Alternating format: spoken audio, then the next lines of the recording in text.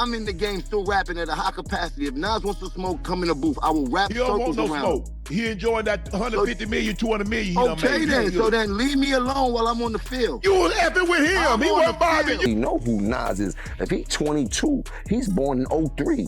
Not all of them, some of them. Jim Jones was never better than Nas. Jim Jones will never be better than Nas. And this is coming from somebody that's not a Nas fan. I love Dipset. I love the Diplomats. I love Bird Game. But we not about to start rewriting history because Jim Jones got confident. Jim Jones got confident. Jim Jones pulled up to Shannon Sharpe's podcast and dropped a wild claim. He said he's more influential than Nas. Not just relevant, more important to the whole culture. And the moment he said that, everything flipped. 50 Cent didn't even waste time with subliminals. No names, no captions, he just posted an old federal transcript on Instagram like, "Dear homework." Now the streets are connecting the dots. Fans are digging through wiretaps, old interviews popping up everywhere. It's turning into a digital manhunt. Meanwhile, Jim's out here hitting the gym, yelling into mics, and throwing bars like he's training for a prison yard rap battle. But this ain't just rap beef, and it's definitely not just about Nas. This feels more like 50 sending a clear shot at the whole industry, a reminder that he's still untouchable. And those old charges some folks slid past? People are starting to talk. Jim may have wanted to prove he's a legend, but now it looks like he lit a fuse way bigger than music. There's a reason why Jim Jones name-dropping Nas always hits different, because this beef didn't just pop up out of nowhere. This ain't some new school versus old school drama. Nah, this heat's been simmering since way back in 2002. That's when Nas jumped on Hot 97 and randomly took shots at Cameron, calling his album trash, with zero warning or reason. That diss lit Dipset all the way up, and Jim Jones? He dove into the drama like he was born for it. After that, things got wild. Nas and Dipset started trading bars through mixtapes, and Jim made it super personal. He even threatened to smack the kufi off Nas and came with that same raw energy in his tracks like We Fly High. It was more than rap, it was personal. But here's the twist. Jim always respected Nas deep down. Just last year, he wasn't saying a single bad thing about him, not one. So, why is he flipping the script now? Something ain't adding up. I never got to, did I ever got to see Nas? I never got to sit down and have a conversation with Nas and things like that. I had called you about it and things like that. That was like, still one of the people that I never got to have a conversation throughout my history of rap and things like that. I think I would love to have a conversation with Nas. I wouldn't know if he knows it, but Nas was one of my all-time favorite rappers coming up and things like that. I heard you say that. Since the barbecue and things like that. Like he really put the whole dope boy rap, crack hustler, get fresh rap into perspective before any. But that love turned into shade real quick. Everything flipped the moment Jim popped up on Fat Joe and Jadakiss's podcast.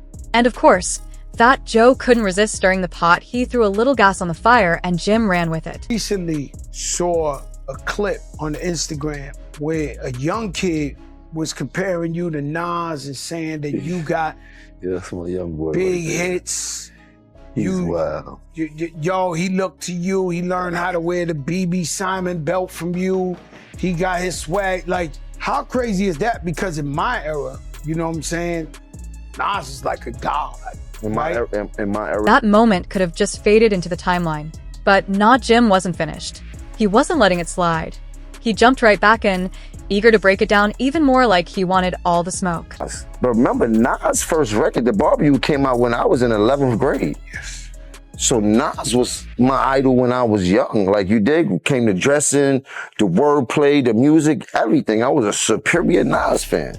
Period. I'd never take that away from him. But then as I got in the game, you got to realize that your rivals would be idols, and not to take anything away from that. I developed my own style and my own lane that these kids start to gravitate towards the same way I gravitated towards Nas when I was younger and things like that. It's a whole different generation. Then, out of nowhere, Jim let loose one of the wildest, most reckless takes hip-hop's heard in a minute. No build-up, no filter, just straight-up chaos in one sentence. Came into light and started going crazy that these kids love me. They don't really know who Nas is. If he's 22, he's born in 03. Not all of them, some of them though. You know what I mean? Like, Jim didn't just claim he was more relevant, he went all in and said he's more influential than Nas. Yes, that Nas Queensbridge legend, the mastermind behind Illmatic, God's Son, King's Disease.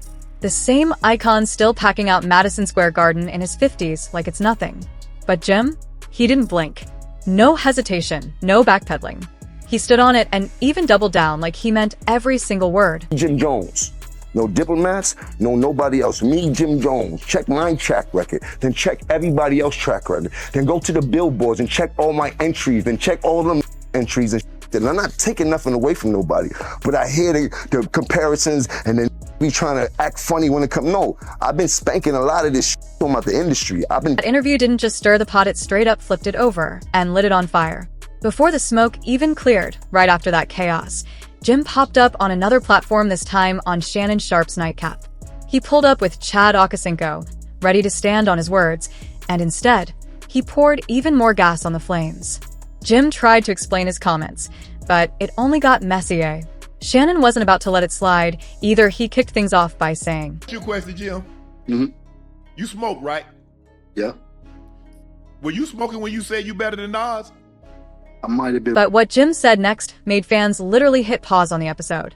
Jaws dropped, comments flying. Everyone needed a second just to process the madness. Influential than Nas, and I don't care what nobody say. I know I made a little boo-boo when we talk about the sales and all this type of. I don't feel like getting into that rhetoric about where I started and where he started. Well, you said that but listen, Nas was nice when I was in high school. When I was in 10th grade, Nas came out.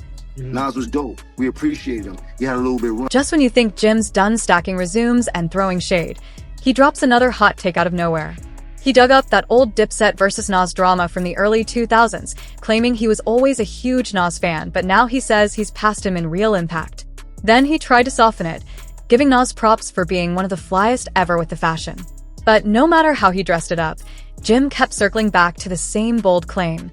Nas doesn't influence the streets like I do. Nas always came up second to Jay and DMX and all these other people. Like, ain't no shame in that. There's a lot of folks came up second to Tom Brady. He never had that type of influence on us, except for his first album. I already told you, I used to want to dress like Nas because he had a lot of fresh clothes that the hustlers used to wear, and we used to see him on TV. He had one of the illest albums of all time. And then in high school when he had the barbecue and shit like that. So I'm a real fan of Nas, but he kind of lost me after the movie Belly-ish. Meanwhile, Jim was so salty.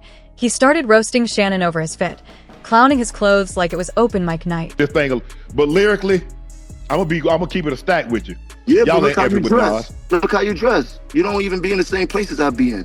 I can be in the church house. You can't F with Nas lyrics. I don't know who told you that. Now look, I know you on that good stuff, but you not seeing. Ouch was just sitting back, watching the chaos unfold like a front row seat to a heavyweight match. To 40 and 50-year-olds in their panties because I said I'm better than Nas. It don't matter. Look at you. Look at you. Nobody from Dipset gonna take you over Nas. Nobody from the Diplomats but you. I got Hold on, Jim. Hold on. That shirt too tight. Hold on. Jimmy. You want to go back to I Really Mean It? I Really Mean It started. We could go back to the history, bro. But you didn't even say that. Then things really popped off. Jim accused Shannon of only inviting him on for clout and clicks. That set off Shannon, he exploded, and the whole vibe shifted real quick. At a high level, you check my record, I'm still playing at a high level. I'm rapping at a high level. You better check my stats, bro. I will run circles around Nas rapping right. I will run circles around Nas rapping right now. Right now, I will run Saturn around Nas right now. But then Shannon flipped the whole script. 1 second, he was a calm podcast host. Next second, he turned into a straight-up opponent. If Jim wanted smoke, Shannon was ready to take it to the gym. When Jim told Shannon he was better than Nas, Shannon didn't just question his lyrics, he questioned his physique. He came for the bars and the biceps, like, you sure you want to go there? Hey, this is the biggest podcast you ever been on. Do you know what podcast you been on better than this one? Hold on. We on topic. Hold on. This is what I do. You see you in your feelings? When you get big, you get invited to Club Shay Shay. This is what I do. Nas get invited to Club. Instead of clapping back at 50 directly, Jim tried to flip the whole thing into a gym flex, challenging Shannon to a workout battle like he could prove his relevance with reps and push-ups. He wanted to shift the energy, show he's still dominant just in a different arena. But while Jim was busy showing off muscles and throwing shade with dumbbells, 50 had already made a silent move behind the scenes. That federal transcript, that one label, was still hanging in the background like a storm cloud. Meanwhile, the internet was going crazy in the comments. Fans couldn't believe a retired NFL Hall of Famer was out here defending Nas harder than actual rappers. One fan even said, Shannon did what Fat Joe and Jada should have done. Jones, you delusional. Shannon, thank you for bringing it up. And honestly, they had a point. Why were they so quiet during that first interview? But while everyone laughed at the chaos, 50 wasn't amused. He'd been watching everything from the shadows. And just when folks thought it couldn't get more ridiculous, boom, fans brought back that clip, and things turned petty real quick. Start buying baggy your clothes, big fella. You too big, man. You talk about you in the gym. Now you want to get me? You want me to see me in the gym? Oh, we can do Since that. you like to talk that ish, now come see me in the gym. We talking about working out. Me in the gym. We talking about working out or strength? What we talking about? Working out or strength? Work however you want to do it. We talking about since you got money. And we talking about put your money where your mouth is. So you talking about working out? I burn you. You talking about working out? I burn you. You talking about working out or strength? Because you probably can lift a lot more than me. Whatever. You're bigger than me. You're probably stronger than me. But if you talk about working out, you talking about working out, I'll burn you. This ain't what you do. This ain't what you want. You are doing good when you talk about Nas and Jada. You don't want to. That's the ultimate disrespect right there. Jim didn't just get curved by Nas back in the day, he got straight laughed off the stage. And now, in 2025, that same energy is spinning the block all over again. But it didn't stop there. While Nas kept quiet and Shannon hit the gym like he was training for the Super Bowl, someone else had their eyes on the whole circus. 50 Cent. And the second 50 caught wind of Jim's better than Nas comment, he didn't blink, he just laughed like, oh, word? Then he went deep into his endless petty vault and pulled out one of the wildest receipts in hip-hop history. With one caption calling Jim, Individual 150 threw gasoline on an old rumor and lit the timeline on fire. Because real ones know, Individual 1 ain't just some shady nickname, it's a federal tag straight out of the Tekashi 6ix9ine case. Back in 2018, during the 9 Trey Bloods trial, prosecutors played a wiretapped call. In it, someone allegedly told gang members to violate Tekashi for snitching. Jim's name was never mentioned in court, but the mystery voice was labeled as Individual 1. His voice was never confirmed. He was never charged. But the streets haven't forgotten. The streets, the blogs, and especially 50, they never let that moment die.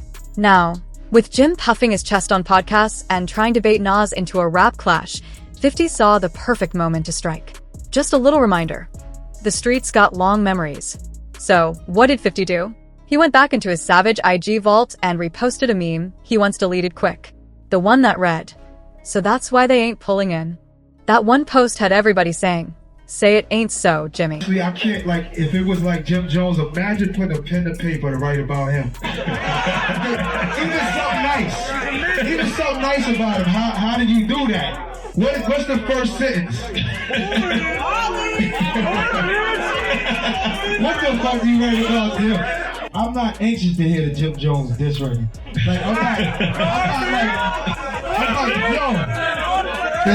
yo. Used to have so nervous was like B.I.G., Pac. Right. Even Cannabis, like Eminem, used to have you like, if we go at it, dog, we gotta go hard. You know what I'm saying? But these Jim Jones, like, I mean, I respect you getting your money.